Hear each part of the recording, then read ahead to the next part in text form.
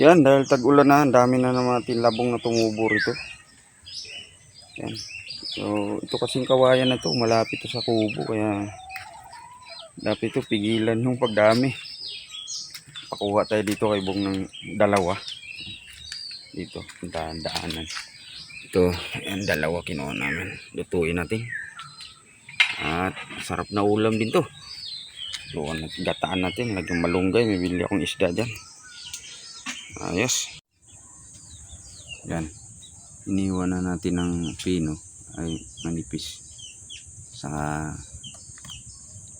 liit-liitan yan. Ganyan. Yan. Okay. Ito na. Ito na yan. Liitan na yung ganyan. Yan. Dalawa to. Gawin natin. Yan. Ito na yung labong natin. Napino na. Gagawin natin ito pakuluan. Naging asin. Pag lumambot, saka natin ahonin. Tanggalin yung sabaw, gigisahin natin uli. Saka natin lagyan ng gata. Ayun. Ito naman yung ating sangkap. Malunggay. Ha? Ang dami natin dyan. Tag-ulan na kasi. Ito, meron na rin tumubo ng saluyot dyan. Hindi akong 1/4 lang na gata yan. Tapos ito tulingan. Sarap to ihawin, saka ihalo eh. Pero wala kasi kami uling maganda dyan. Prituhin ko na lang. Pagkapakulo natin ito, saka natin itong ilagay. Ayos. Tuin natin. Yan, napakuluan na natin yung ating labong. Medyo lambot na ng konti. So, gisahin natin yung ating sibuyas, luya, chili, saka yung ating isda. Tapos lagay natin to. Lagyan muna natin ng pangalawang gata. Ihuli na natin yung espeso. Okay.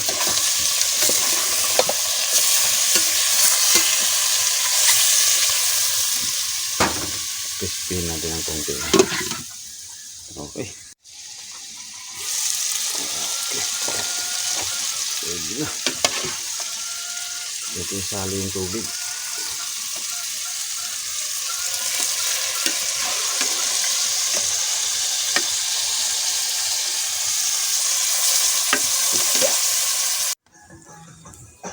Yun o. Ay, pwede na ito. Lagay na natin yung ating gata. Number ano.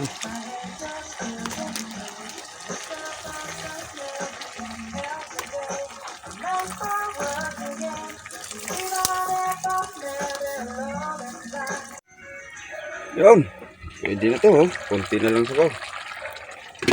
Ilagay na natin ito. So.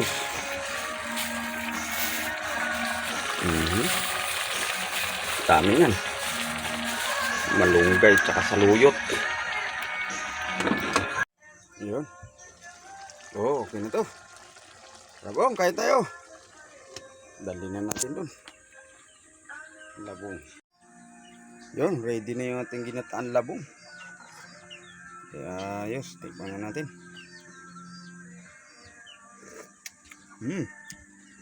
Lasang lasa. Labong, kain tayo, bong.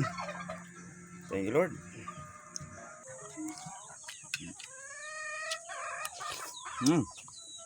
Harap, lasa.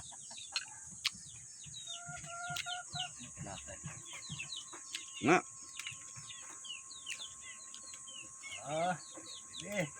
Sarap din. Apa extra rice tan itu?